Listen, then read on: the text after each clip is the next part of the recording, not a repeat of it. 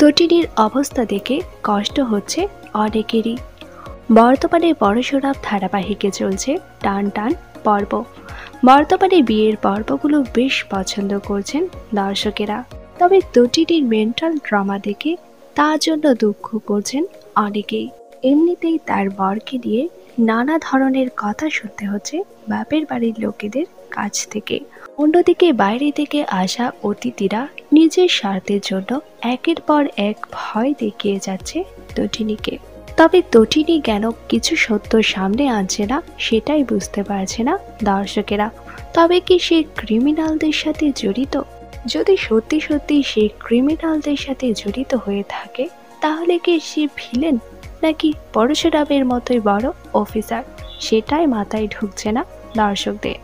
তটিনীর এই ভালো মানুষ মুখের আড়ালে লুকিয়ে রয়েছে অন্য কোনো রহস্য, সেটাই জানতে চান দর্শকেরা।